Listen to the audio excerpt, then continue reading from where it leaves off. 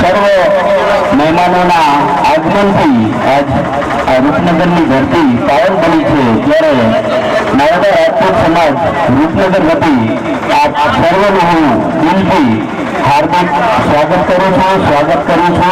કરું છું.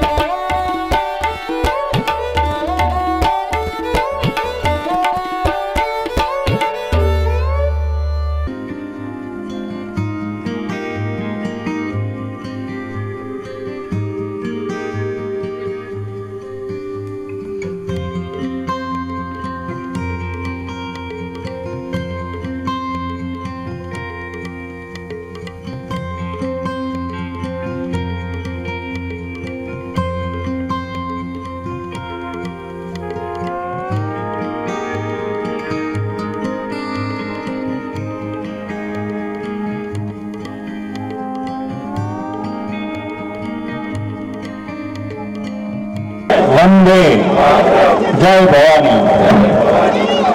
આજે રૂપનગર ગામે પ્રીમિયર લીગ દ્વારા આ ક્રિકેટ ટુર્નામેન્ટનું સરસ આયોજન થયું. એના ઓપનિંગ પ્રસંગે આજે ઉપસ્થિત આપણા વિરમગામથી રાધનપુર સુધી વિસ્તારના સમાજના પ્રમુખ માનનીય શંકરભાઈ કટાવિયા, જિલ્લા પંચાયતના આરોગ્ય સમિતિના ચેરમેન જગદીશભાઈ, સમી તાલુકા ભાજપના પ્રમુખ દિનેશભાઈ, સમૂહ લગ્ન સમિતિના પ્રમુખ વાળાભાઈ, શંકેશ્વર તાલુકા ભાજપના મહામંત્રી દીપાભાઈ, દરેકની ખૂબીઓને આપણામાં ઉતારીને આપણે આગળ વધીએ. ગઈકાલે મેં મોટી ચંદુર ખાતે પણ એક સૂચન કર્યું હતું, અહીંયા પ્રકાશભાઈને ફરીથી સૂચન કરું છું કે અત્યારે હાલ ક્રિકેટની રમતની કપની સિઝન છે. દરેક સમાજ કપ રમતા હોય, ટુર્નામેન્ટ યોજાતી હોય, તો આપણા ધ્યાનમાં આવે કે આ બંને તાલુકાની અંદર જે સમાજના આ કપ ચાલુ હોય, સ્પર્ધા ક્રિકેટની ચાલુ હોય, એટલે આપણે કહી રાખીએ કે ભાઈ તમારી જે ફાઇનલ ટીમ આવે ને એની અમને યાદી મોકલજો. એટલે આખા 2 તાલુકામાંથી 5-6 ટીમ એવી નીકળશે કે જે ફાઇનલમાં જીતશે. અને એક દિવસ આ બધા જ સમાજો વચ્ચેની સદભાવના મેચ, દરેક સમાજની ફાઇનલમાં જીતેલી ટીમની સદભાવના મેચ યોજાય. અને એવું આપણે લક્ષ્ય કરીએ તો દરેક સમાજ સાથેનું આપણું સંકલન વધે. અને એના માટે અમારા જે કંઈ સહયોગની જરૂર હોય કહેજો, અમે તમને સહયોગ આપશું.